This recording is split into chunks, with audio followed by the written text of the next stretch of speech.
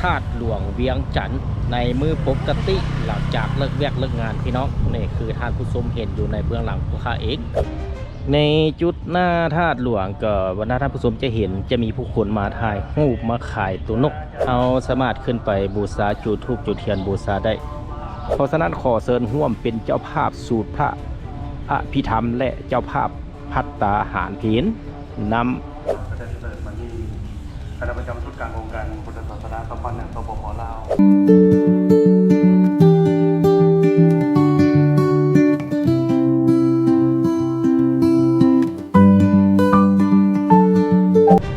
สบายดียินดีต้อนรับเข้าสู่ช่อง YouTube สวรรค์บรรณามาตอนที่2วันนี้ทีมงานช่อง YouTube สวรรค์บรรณาจะนำพาท่านผู้ชมไปรับชมธาตุหลวงเวียงจันทร์ในมือปกติหลังจากเลิกเวียกเลิกงานพี่น้องนี่คือท่านผู้ชมเห็นอยู่ในเบื้องหลังผู้ค้าเองก็คือเป็นธาตุหลวงเวียงจันทร์ต่อจากตอนที่แล้วนี่ไปในเบื้องก่อนจะไปติดตามมาชมก็ขอฝากกดไลค์กดติดตามกดกระดิ่งแจ้งเตือนในช่อง YouTube สวรรค์บรรณาเด้อท่านผู้ชมเพื่อจะได้รับคลิปวิดีโอใหม่มาให้ท่านผู้ชมได้รับชมในตอนต่อๆไปพี่น้องไปท่านผู้ชมทางภาพเบื้องหลังของว่าจะมีอย่างอยู่ในจุดนี้ก็คือเห็นพระธาตุหลวงเวียงจันทร์ที่ขึ้นกับเมืองไซสิทธานครหลวงเวียงจันทร์ถือว่าในยามหัวแรงในยามเลิกเวียกเลิกงานก็คือว่ามารับชมเบิ่งว่าจะมีคนมาเล่นหลายบ่นี่ก็คือทางเบื้องหน้าก็จะเห็นนี่ติ๊บเข้าใหญ่ติ๊บเข้าใหญ่ก็คือว่าเป็นติ๊บเข้าที่ว่าเพิ่นได้สร้างในช่วงบุญธาตุหลวงในท้ายปี2024ที่ผ่านมาเพิ่นสร้างอยู่ในเดินและบัดแล้วบุญเพิ่นก็มาปะไว้นี่ที่ว่าปะให้เฮาได้ทับได้สมติ๊บเข้าใหญ่นี่เบื้องนั้นก็เดินธาตุหลวงเบื้องนี้ก็เบื้องหน้าธาตุหลวงไปรับสมใกล้ๆพุ่นพร้อมๆกันพี่น้องนี่ก็ถือว่าตอนนี้ก็เวลา6 โมงถือว่าในช่วงนี้ก็ในเดือน5ก็ตะเวนตกดินซ่าพี่น้องถือว่า6 โมงถือว่ายังสวยยังเป็นการแกล้งอยู่นี่คือท่านผู้ชมเห็นธาตุหลวงบางนี้จะเป็นบนเดินที่ว่าคนดินแต่นานยามเมื่อบุญธาตุหลวงนี่คนเต็มพี่น้องเพื่อนจะไปขายเปลี่ยนห้านขายเครื่องขายของถือว่าเต็มหมดเลยถือว่าแขกที่มารับชมทางภายในและต่างประเทศก็มาอยู่จุดนี้เต็มวันนี้จะพาท่านผู้ชมย่างเข้าไปใกล้ๆเบิ่งว่าจะมีเดี๋ยว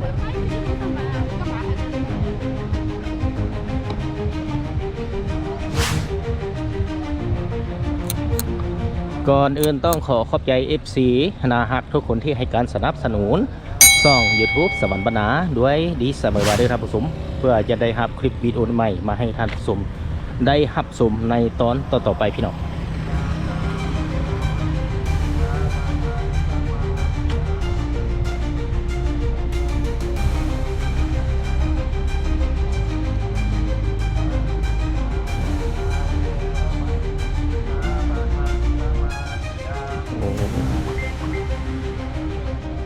ในจุดหน้าธาตุหลวงก็วันหน้าท่านผู้ชมจะเห็นจะมีผู้คนมาถ่ายรูปมาขายตัวนกบางคนก็มาซื้อนกแล้วก็ปล่อยนกเป็นความเชื่อของส่วนบุคคลเป็นปล่อยเคาะปล่อยเข็นคือแล้วแต่ความเชื่อของส่วนบุคคลพี่น้อง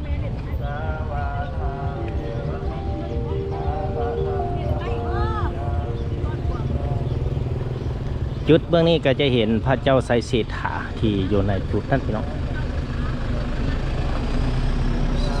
สวยงามในยามหัวแรงนี่ก็ถือว่ามีผู้คนยังมีนักท่องเที่ยวมารับชมหลายสมควรพี่น้อง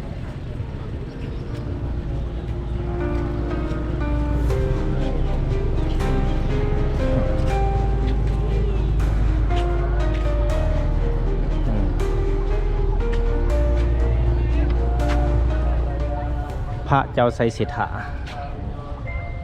เอาเสื่องกับธาตุหลวงพอดีเสื่องธาตุหลวงนี่ครับเราสามารถขึ้นไปบูชาจุดธูปจุดเทียนบูชาได้แต่ว่าขึ้นไปผู้หญิงแม่นให้นุ่งสิ้นปลดเกิบและเปลี่ยนแพอยู่ในนี้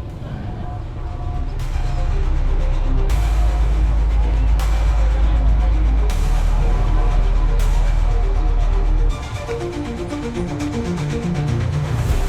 ว่าการตกแต่งอนามัยอยู่ในขอบเขตอ่าพระ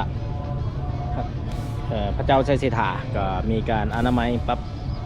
ตลอดถือว่าเฮ็ดให้สถานที่ดังกล่าวนี้สวยงามคือด่านทัพผสมที่เห็นอยู่ในปัจจุบันนี้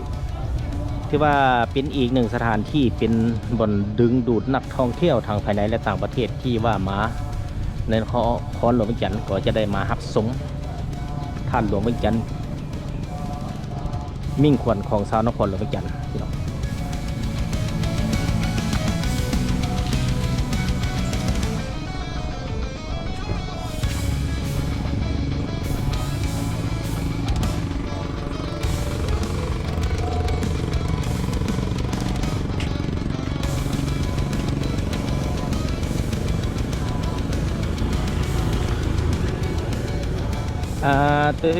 นี่คือถือว่าคือท่านผู้ชมมื้อนี้มาในวันที่ 13 ก็มีโอกาสได้มาเห็นกำหนด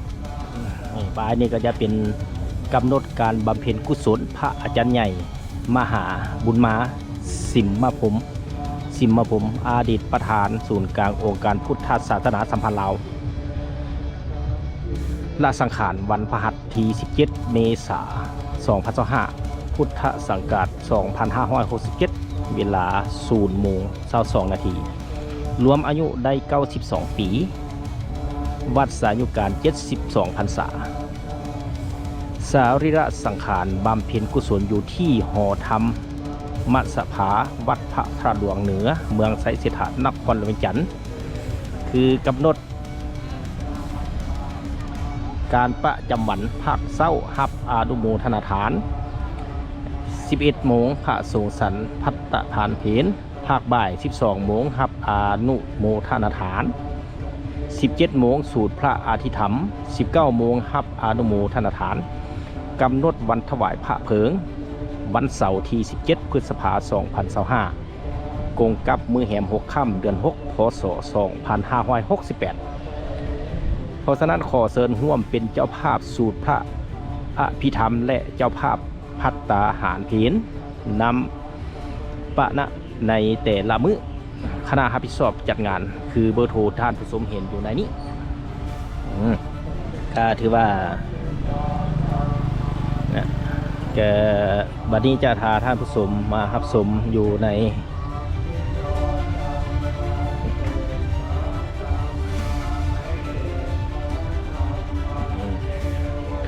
จะเห็นรูปอากาศเคลื่อนไหวของเพิ่น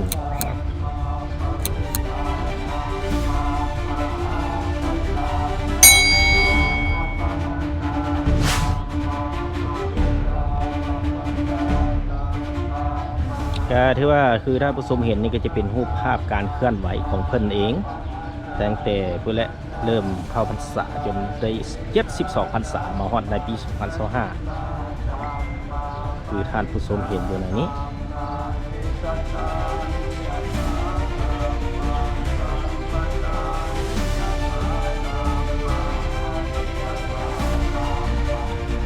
นอื่นต้องขอขอบใจ FC นะครับทุกคนที่ให้การสนับสนุนช่อง YouTube สวรรค์บรรณาด้วยดีเสมอมาเด้อท่านผู้ชมเพื่อจะได้รับคลิปรีโอใหม่มาให้ท่านผู้ชมได้รับชมในตอนต่อๆไป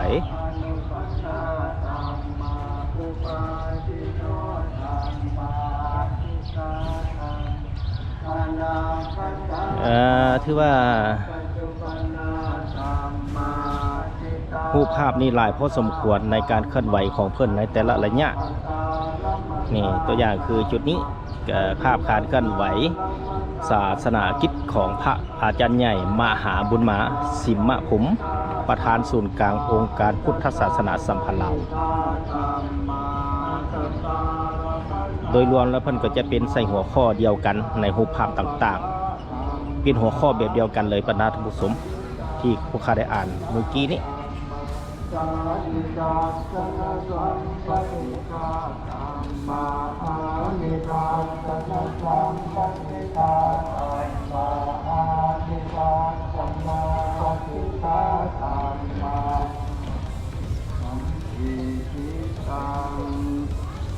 มาเบิ่งทางเบื้องนี้อันนี้ก็จะสืบต่อพุ่นละจุดยาวสุดไปบางนั้นก็เห็นรูปภาพต่างๆโอ้ถือว่าผลงานของเพิ่นก็ ล้นเหลือถือว่าทุกอย่างการเคลื่อนไหวเพิ่นก็ได้ถ่ายเป็นรูปมาให้ท่านผู้ชมคนรุ่นหลังได้รับชมคือท่านผู้ชมเห็นอยู่ในปัจจุบันนี้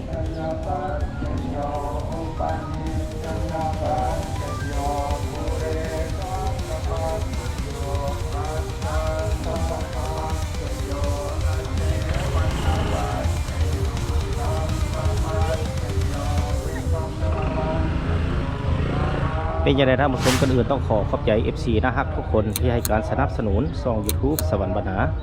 ด้วยดีเสมอมาเด้อท่านผู้ชมเพื่อจะได้รับคลิปวิดีโอใหม่ๆมาให้ท่านผู้ชมได้รับชมในตอนต่อๆไป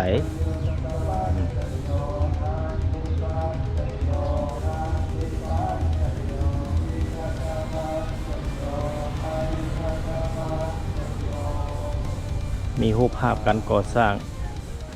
วัดต่างๆเพิ่นก็ได้มาครับให้ชมนี่ในแต่ละระยะแต่ละบอนให้ทุกชมคือเห็นอยู่ในนี้ผสมเกสรแห่งบุญเพิ่มพูนสติปัญญาศรัทธาปัสสาฐานแก่เจ้าภาพเจ้าศรัทธาทั้งหลายจึงขอกราบพระราชทานนิมนต์อาจารย์ปริญญาเจ้าพระเดชเติร์มานีคณะประจำชุดกลางองค์การพุทธศาสนาสัมพันธ์แห่งสปป.ลาวพองหัวหน้าองค์การศูนย์กลางองค์การพุทธศาสนาสัมพันธ์แห่งสปป.ลาวคือว่าโอ้คือผลงานอันล้นเหลือบรรดาท่านผู้ชมนี่ก็ถือว่านี่ก็เป็นอีกรูปภาพหนึ่งเป็นบรรยากาศที่ได้มีการพบปะกับนายกรัฐมนตรีแห่งสปป.ลาวในคนปัจจุบันคือท่านสอนไซศรีพันดอนทางเบื้องขวามือก็คือว่าเป็นอีกภาพหนึ่งที่ว่าภาพประทับใจที่ให้ท่านผู้ชมได้รับชมในแต่ละวันเวลาของการฟังธรรมจะอยู่ประมาณ9 นาทีในระยะเวลา9 นาทีก็จะดูได้ว่าเป็นอย่างไรท่านผู้ชมมาวันนี้การนำเสนอวิดีโอตอนที่2ก็สิ้นสุดเพียงเท่านี้พบกันใหม่ในตอนต่อไปคราวนี้ขอลาไปก่อน